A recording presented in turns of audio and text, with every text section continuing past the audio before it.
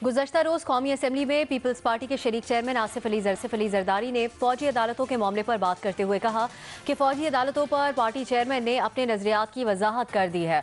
फौजी अदालतों की मियाद में इजाफे के बारे में अगर हुकूमत राब्ता करे तो बात हो सकती है।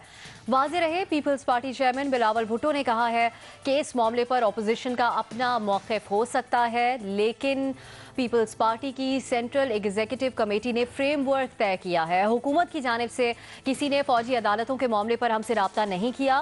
पीपल्स पार्टी को फौजी अदालतों से मुतालिक बिल को सपोर्ट करना मुश्किल होगा, ये वाज़ेह किया chairman peoples party Bilawal Bhutto ने। दूसरी तरफ मुस्लिम लीग नून के सदर और कायदे हिज़्ब इख्तिलाफ शहबाज शरीफ ने भी गुज़श्ता रोज़ पार्लियामेंट में खिताब करते हुए कहा कि अगर हुकूमत ने फौजी अदालतों की तौसी के मामले पर राब्ता किया तो इस पर सोच विचार करेंगे, मगर इस मामले पर मुस्लिम लीग नून के कायद मियां नवाज शरीफ खामोश हैं।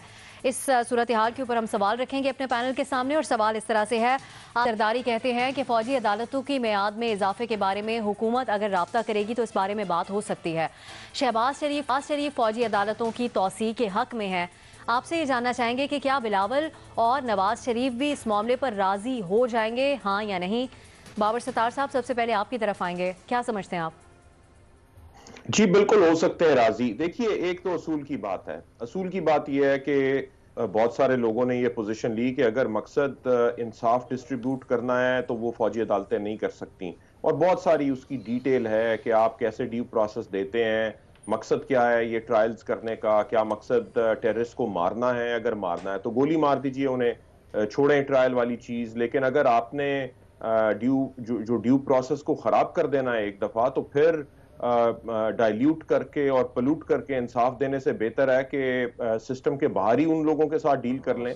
और होते हैं, यहाँ पे वारदातें होती रही हैं, सीटीडी इफेक्टिव रही है, मलिक साक टाइप लोगों को ख़त्म किया गया है, इंटेलिजेंस बेस्ड ऑपरेशंस करके टेररिस्ट को ख़त्म किया गया है, उसमें ट्रायल्स वगैरह नहीं चले। तो ठीक है, आप कहते हैं कि एक्स्ट्रा ऑर्डिनरी सिचुएशन है, उसमें आप नहीं, हमारा जस्टिस सिस्टम उस तरह डेवलप हुआ कि हम कन्विक्शन सीख कर सकें तो हम खत्म कर रहे हैं, ये बात तो समझ आती है। लेकिन आप सिस्टम को एक दफा करप्ट कर दें, पलूट कर दें। लेकिन ये हुआ जब 21वीं तरमीम आई तो पीएमएलएन ने उसे सपोर्ट किया, पीपीपी ने सपोर्ट किया, डिस्पाइट उनकी जो पुरानी ऑब्जर्वेशंस थी, रिजर्वेशंस थी। रजा रब्बानी साहब रोए सेनेट में खड़े होके, लेकिन वोट उन्होंने दिया, तरमीम आ गई। फिर पीएमएलएन के दौर के अंदर ये एक्सटेंशन हुई इसकी। तो अगर अब एक्सटेंशन की बात हो रही है तो सवाए इसके कि पीटीआई हुकूमत में है, इसके अलावा और क्या चीज तब्दील हुई है? अगर ओरिजिनल आर्गुमेंट ये था कि हमारा इंसाफ का निजाम जो है वो डिलीवर नहीं कर रहा, तो क्या आज डिलीवर कर रहा है? यहाँ पे चीफ जस्टिस साहब का फोकस ज्यादा डैम्स पे रहा है, अब आजकल उनका पॉपुलेशन के ऊपर है, तो हमारे क्रिमिनल जस्टिस सिस्टम की रिफॉर्म के ऊपर तो फोकस नहीं रहा। पिछले 1-2 साल में हम कहें कि खातिर खा इंप्रूवमेंट हो गई है, तो जो ओरिजिनल रीजन थी इस अदालत को बनाने की, मिलिट्री कोर्ट्स को बनाने की, वो बाकी सारा क्रिटिसिज्म अपनी जगह पे है। पेशावर हाई कोर्ट की जजमेंट जिसमें उन्होंने बड़ी डिटेल से ब्रेक डाउन किया है कि किस तरह से यहाँ पे इंसाफ का मातम करना पड़ेगा अगर हम ये इस सिस्टम को आगे कायम रखें, तो वो हमारे सामने है सारी चीजें। लेकिन ये सारी बातें पहले भी पता थी। इस वजह से मेरी गुजारिश तो ये है कि कोई चीज तब्दील नहीं हुई। अगर पहले ठीक था तो आज भी ठीक है, अगर पहले गलत था तो आज भी गलत है। लेकिन इन पॉलिटिकल पार्टीज ने जानते बूझते इस चीज को सपोर्ट किया, एक्सटेंड किया, तो आज क्यों नहीं करेंगे? बिल्कुल, आप समझते हैं हाँ जैसे पहले किया, अब भी फर्क सिर्फ यही है कि हुकूमत पीटीआई की है। नियाजी साहब, शहबाज शरीफ साहब ने भी इस पर अपने ख्यालात का इजहार कर दिया, बिलावल भुट्टो ने भी वाजे कर दिया, शहबाज शरीफ साहब ने भी। नवाज शरीफ साहब क्यों खामोश हैं? इस बारे में कोई पैगाम नहीं आया उनका इस बारे में सामने? देखिए जी, मैं तो जिस दिन पहली दफ़ा बिल आया था ये असम्बली में, तो जितना कुछ हमें पाकिस्तान में लिखने की या बोलने की इजाज़त है, उससे ज़्यादा बढ़ के लिखा भी सही और बोला भी सही। इससे ज़्यादा, हमारे से ज़्यादा कई मुल्कों ने दहशत गर्दियाँ देखी हैं। श्रीलंका मिसाल है, इंडिया के अंदर कश्मीर का अपना रोना है, दूसरी जगहों पे है, किसी जगह पे फौजी अदालतें हल नहीं रही। अब यहाँ पे जब ये आ गई और जिस तरीके से उस वक़्त लोगों ने तायद की, सियासी जमातों ने, तो साफ पता चलता था कि सियासी जमातों का जो सोच जो है ये गैर सियासी सोच है, लेकिन एनी में उनको करना पड़ा। और जैसे बाबर साहब ने कहा कि हालात वाक़यात का जो तसलसल है वो तो उसी तरह चल रहा है। अब उसमें इससे पहले कि अपोजिशन को उस पर बात करती, हुकूमत तो रहनी ही ऐसी है कि उन्होंने तो मनवान मान जाना है और उन्होंने तो कोई ना नहीं करनी थी। ज़्यादा से ज़्यादा कोई रुकावट, तजस्सुस, हाँ ना का जवाब کے اندر کوئی شکوک و شبہات آ سکتے تو اپوزیشن سے کی طرف سے آ سکتے تھے. تو ابھی یہ جیسے ذکر ہوا ہے تو اپوزیشن نے تو اس سے پہلے یہ راگ الاپنا شروع کر دیا. پچھلے کئی رضاکارانہ طور پہ شہباز شریف صاحب نے کل تقریر یہی کی ہے کہ ہونی چاہیے, آج زرداری صاحب نے کیا ہونی چاہیے. تو اس میرا خیال ہے کہ جب میاں بیوی راضی تو بھٹی صاحب اور میں کیا کریں, ان کو چلنے دیں جی, بس ٹھیک ہے. جواب میں تو آپ ہاں کا آپشن لے رہے ہیں, لیکن نیائی صاحب آپ سے سوال ہم نے یہ بھی جاننا چاہ رہے تھے کہ نواز شریف صاحب کی خاموشی کی وجہ کیا ہے اس وقت؟ خاموشی کی وجہ میرا خیال ہے کہ نواز شریف صاحب کی خاموشی تو یہ ہے کہ جب حکومت ساری ذمہ داری لے رہی ہے کہ ہم ہی یہ کام کر رہے ہیں, بڑھ چڑھ کے کر رہے ہیں, تو کیوں وہ کہیں کہ جی کوئی اور کر رہا ہے, جب یہ اپنے آپ کو پنچنگ بیگ کے طور پہ سامنے آ رہے ہیں. تو اور وہ خاطر خواہ جو مسلم نون ہے وہ آڑے ہاتھوں میں لے رہی ہے حکومت کو.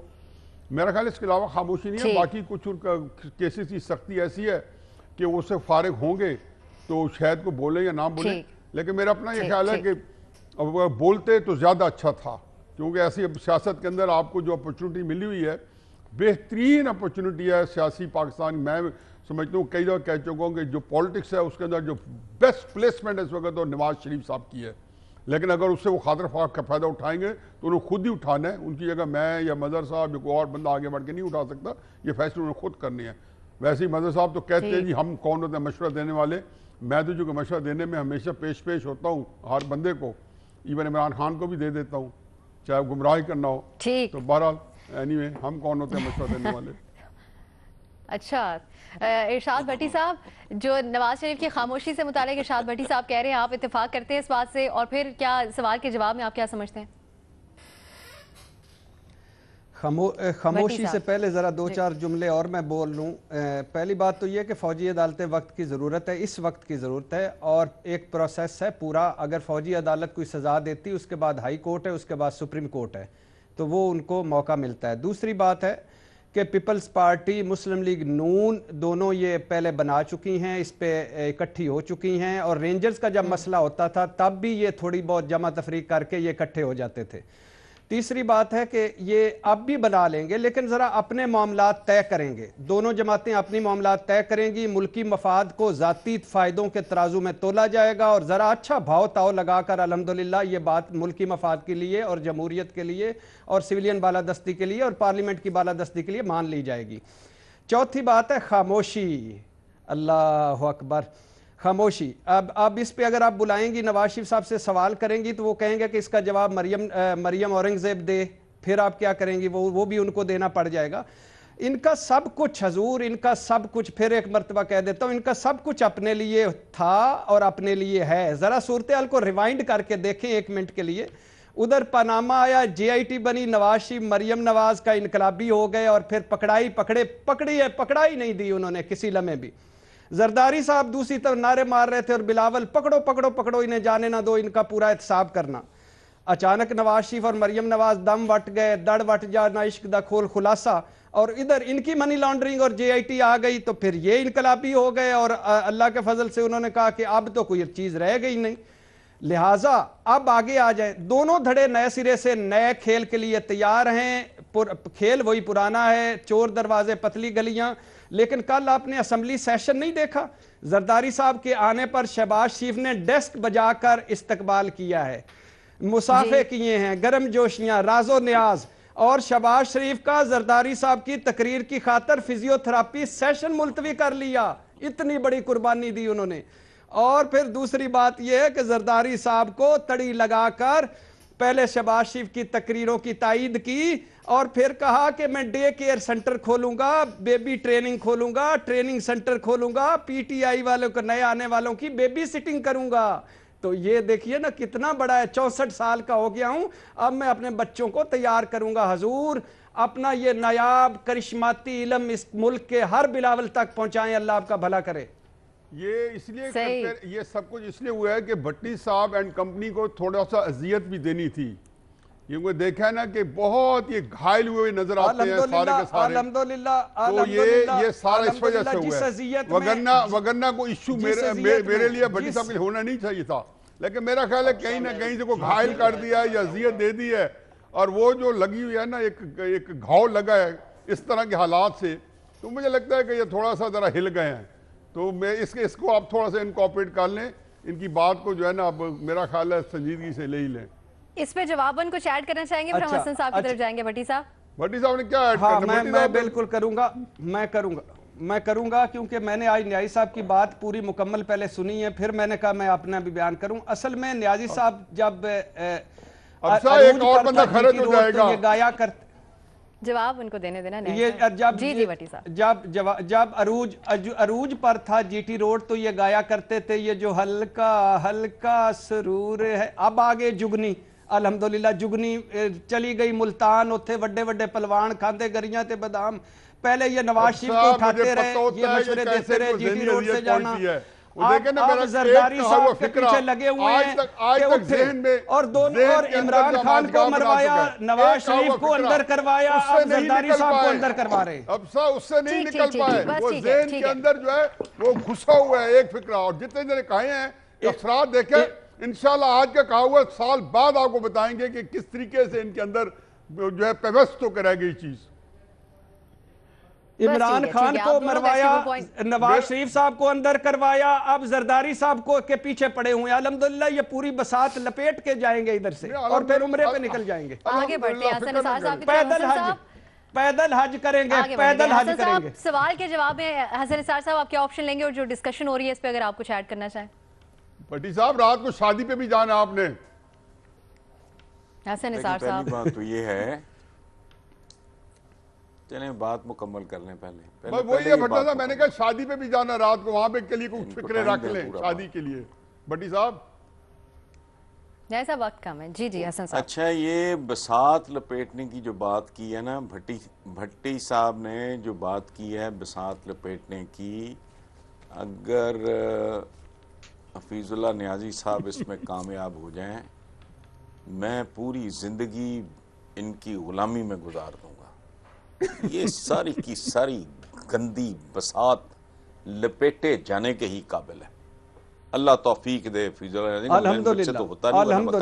الحمدللہ. اب استاد چلیں مکرم زندہ باد. الحمدللہ. میاں نواز شریف کی خاموشی کی طرف. اچھا ابسا، آپ کو نواز شریف کی خاموشی جو ہے وہ بہت ہانٹ کر رہی ہے. صرف ایک جملہ سنیں اور اس کو ذرا تھوڑا غور کرنا بعد میں. Told sweet, untold sweeter. سمجھ گئے ہو؟ ہاں، خاموشی بعض اوقات بولنے سے زیادہ میٹھی اور بہتر اور سود مند ہوتی ہے. اچھا رہ گیا یہ والا معاملہ کہ یہ فوجی عدالتیں اور یہ وہ، تو میں نہیں جانتا کہ یہ راضی ہوں گے نہیں ہوں گے. اس پہ اچھا تبصرہ کر چکے ہیں بھٹی صاحب. یہ اپنے لیے تھے، اپنے لیے ہیں، اپنے لیے رہیں گے. اور یہ جو پی ٹی آئی والا یہ جو ایک کلاؤنز کا ایک مجمع ہے یہ بھی ایسا ہی ہے. لیکن دانش مندی کا تقاضا یہی ہے، پاکستان کے حالات کا تقاضا یہی ہے کہ ان کو ایسا اس بات پہ ان کو راضی ہونا چاہیے اور راضی ہو جانا چاہیے. اور آخری بات سن لیں، وہ بھی بھٹی صاحب نے ایک بات کی تھی، دیانتداری. میں خود اس خیال کا بہت بڑا قیدی رہا ہوں اور اس خیال کو میں نے بہت مارکیٹ کیا ہے. لیکن اب سمجھ آئی ہے، آپ سب لوگ اپنی اپنی جگہ پہ غور کرو کہ پاکستان کی تاریخ میں چوروں کی تعداد نہ ہونے کے برابر ہے ہی نہیں. لیاقت علی خان سے لے کے جنیجو تک، بھٹو کو بھلے آپ پھانسی دے دیا آپ نے، چور کسی نے نہیں کہا. جنیجو جتنے آیا ہے، چندری گر، محمد علی بوگرا، حسین شہید سہروردی، لیاقت علی خان، یہ دیانتدار تھے. لوگوں کو کچھ نہیں ملا. they were not capable people. سو دیانتداری بالکل ایسا ہی ہے جیسے خالص سونے کا زیور نہیں بنتا، اس میں تھوڑا سا کھوٹ چاہیے. سو اکیلی دیانتداری جو بہت دیکھ چکے ہیں. ہمارے تو فوجی حکمران بہت دیانتدار تھے. یحییٰ خان اخلاقیات جو مالی طور پہ بالکل دیانتدار. ضیاء الحق آئی ہیٹ ہم، لیکن hats off to his honesty. Financial hygiene ان کا ٹاپ پہ تھا. تو ایوب خان دیکھ لو آپ، پرویز مشرف صاحب، میں قسم کھا سکتا ہوں ان کو کہاں سے پیسہ آیا، کیوں آیا، کیا پوری کہانی بیک گراؤنڈ میں ذاتی طور پہ جانتا ہوں. سو یہ دیانت شیانت والا مسئلہ کوئی نہیں ہے. یہ مت اب اپنے دماغوں سے مغزوں سے نکال دینی چاہیے. جی بس ٹھیک ہے, کافی بول لیا. ٹھیک, سوال کے اوپر اگر بات کریں تو راضی ہو جائیں گے یا نہیں ہو جائیں گے, اس پہ تو آپ نے کوئی کامنٹ ہی کیا حسن صاحب, لیکن آپ سمجھتے ہیں کہ ہو جانا چاہیے. مظہر عباس صاحب سوال کے جواب میں آپ کے آپشن دیں گے, اور نہیں, میں نے کہا ہے نا کہ ہو جانا چاہیے. ہو جانا چاہیے, بالکل یہی آپ نے کہا. مظہر صاحب, جو حسن صاحب نے بات کی نواز شریف کی خاموشی سے متعلق, اس پہ کیا کہیں گے آپ؟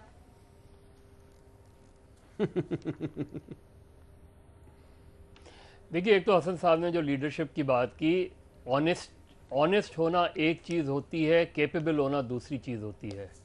آپ اگر بہت آنیسٹ ہیں لیکن آپ کے اندر وہ کیپیسٹی نہیں ہے, یہی کہا وہ کیپیبلٹی نہیں ہے, تو پھر اس آنیسٹی کا نقصان زیادہ ہوگا. یہ وہی میں آپ ہی کی بات کو سپورٹ کر رہا ہوں. دوسری بات دیکھیے, یہی پرابلم ہمارے یہاں رہی ہے کہ اگر آپ آنیسٹ ہیں لیکن آپ کے ارد گرد ایسے لوگ موجود ہیں تو وہ آپ کی آنیسٹی کو بھی ہرٹ کریں گے کسی نہ کسی سٹیج پہ آ کے, اور پھر سوال آپ کے اوپر, چونکہ آپ کپتان ہیں تو سوال آپ کے ہی اوپر پھر جائے گا, جس طریقے سے ماضی میں ہوتا رہا ہے. اب ملٹری کورٹس پہ آ جائیں. دیکھیے جی بالکل, اب اس وقت ملٹری کورٹس پہ آ جائیں. دیکھیے, ہمارا ایک ایٹیٹیوڈ بن گیا ہے کہ ہم ایڈہاکزم کو پسند کرتے ہیں. 1989 سے رینجر سندھ میں ہے, 89 سے 20-25 سال میں ہم اپنی پولیس کو اس قابل ہی نہیں بنا سکے کہ رینجرز کو واپس ان کے اصل کام کے لیے بھیجا جا سکے. اب ہم کب تک ملٹری کورٹس کے ذریعے ہی چیزیں چلاتے رہیں گے؟ کب یہ طے کریں گے کہ ملٹری کورٹس اب نہیں ہونی چاہیے؟